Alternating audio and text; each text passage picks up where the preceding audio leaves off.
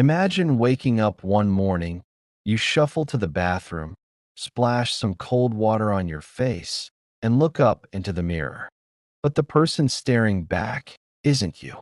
Their face is a blur, a featureless void where your familiar eyes, nose, and mouth should be. This isn't just a bad dream. For the people of Oakhaven, this was the terrifying reality that greeted them one misty autumn morning. Nestled deep within a valley, surrounded by ancient, whispering forests, Oakhaven was the kind of place you'd see on a postcard.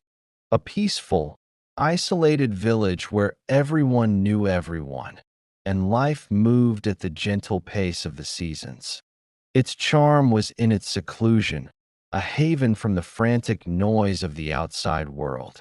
But that very isolation, once a source of comfort, would soon become the walls of a prison. The first scream cut through the morning calm, followed by another, and then another. It was a chorus of pure, unadulterated panic.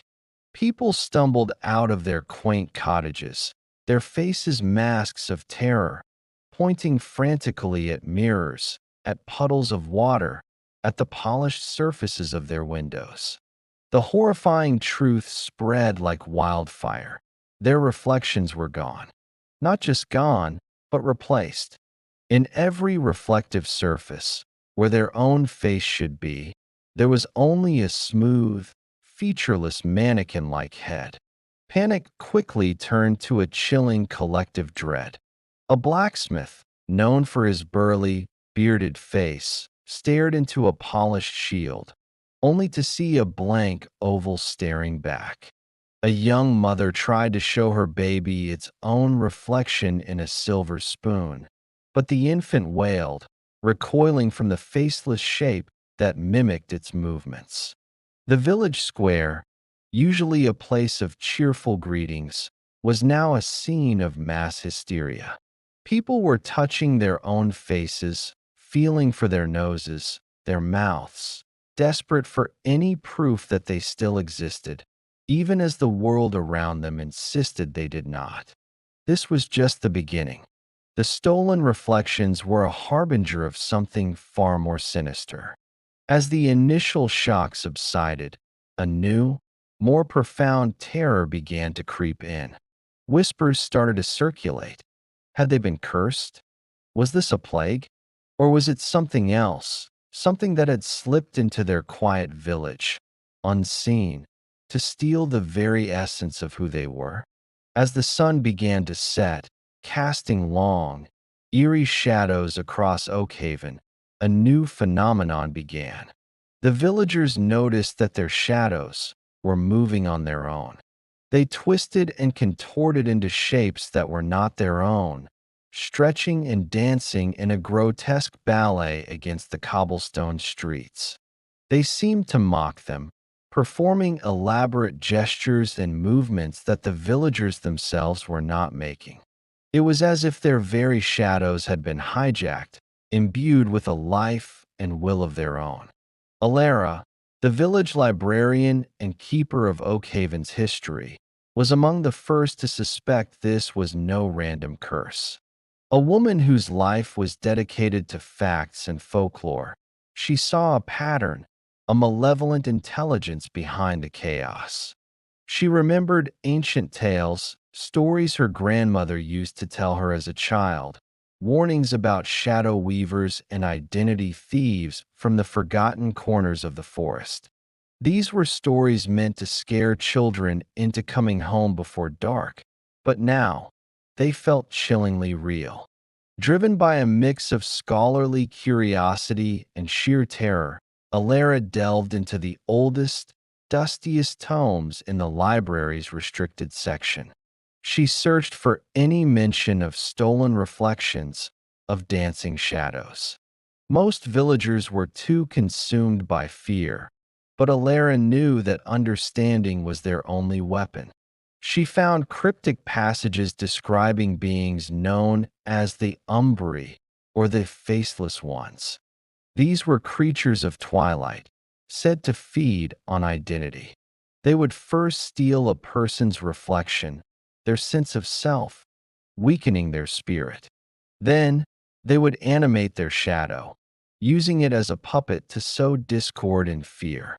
The final step, the text warned, was the most terrifying of all. The Umbri would eventually step out of the shadows and take over the physical bodies of their victims, wearing their lives like a stolen coat. Meanwhile, the village was falling apart. Trust, the very bedrock of Oakhaven's community, began to erode. How could you trust your neighbor when you couldn't even recognize your own face in the mirror? People became suspicious of one another. The dancing shadows played cruel tricks, mimicking arguments that never happened, creating illusions of betrayal. A shadow might be seen embracing another villager's partner or stealing from a shop, while the person themselves stood perfectly still, horrified. The Umbri were not just stealing identities. They were systematically destroying the social fabric of the village from within. Alara realized they were in a race against time. According to the ancient texts, the Umbri's power was tied to a specific celestial event, a rare lunar eclipse that was only 3 days away. On the night of the eclipse, when the moon was consumed by shadow, the Umbri's takeover would be complete and irreversible. The villagers would become empty shells, their bodies piloted by these soulless entities, and Oakhaven would become a silent, puppet town. Armed with this terrifying knowledge, Alara knew she couldn't fight this alone. She sought out the few villagers who hadn't completely succumbed to paranoia. Ronan, the stoic blacksmith whose silent strength was a comfort. Anya, the herbalist who knew the secrets of the ancient forest. And young Finn, a quick-witted boy who had noticed that the shadows seemed to recoil from bright, unexpected flashes of light. Together, they formed a small, desperate resistance. Their plan was born from a combination of folklore and observation. The ancient texts spoke of a ritual of light, a way to reclaim one's reflection and banish the Umbri. It required a source of true light, which the texts described as light born from pure intention and collective courage. Finn's discovery about the shadow's aversion to flashes of light was the key. They realized they didn't need magic. They needed to create a light so powerful, so unified, that it would overwhelm the encroaching darkness. Their plan was audacious. They would use the giant, ancient mirror from the abandoned Lord's manor, a relic said to reflect not just the body, but the soul. Ronan would forge a network of polished steel plates, which they would arrange throughout the village square. Anya, using her knowledge of the forest, gathered phosphorescent mosses and rare, light-refracting crystals. Their goal was to turn the entire village square into a basin of light, using the old manor mirror as the focal point to amplify and direct it. Getting the other villagers to cooperate was the hardest part. Fear had made them distrustful, but Alara's conviction, Ronan's steadfastness, Anya's calm reassurance, and Finn's youthful hope began to cut through the paranoia. Alara shared the stories from the old books, not as folklore, but as a battle plan.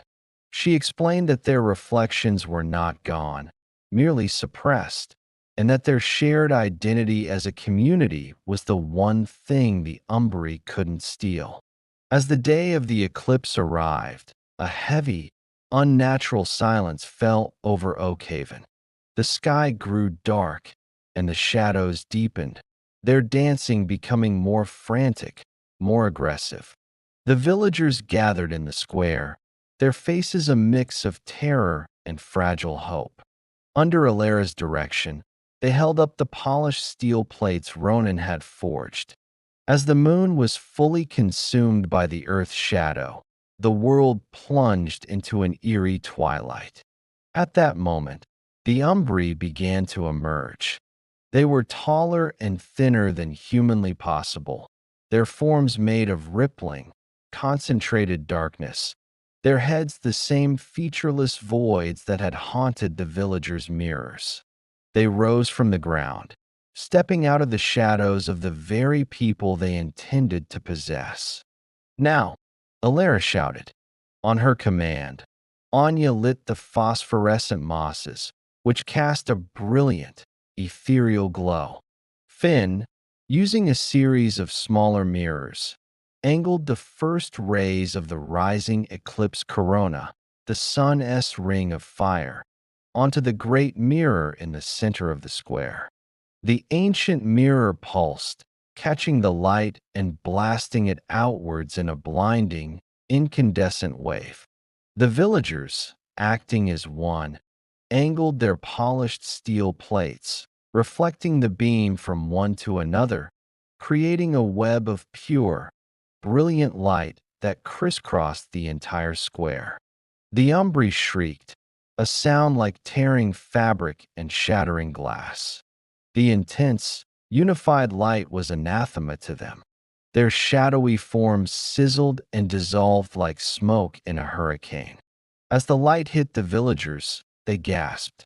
Looking down at their steel plates, they saw them, their reflections, weary, terrified, but undeniably their own. A collective cheer, a sound of pure relief and triumph, erupted through Oakhaven. The eclipse passed, and daylight returned, brighter and more welcome than ever before. The dancing shadows were gone, reduced to their normal, subservient forms. The reflections were back, in every puddle, window, and polished surface. The people of Oakhaven, though shaken, were whole again. They had faced the theft of their very selves and had won, not with magic, but with courage, unity, and the simple, powerful truth that light is always strongest when it is shared. Oakhaven was no longer just a peaceful village. It was a community forged in darkness, forever bonded by the night their shadows danced, and they chose to fight back with light.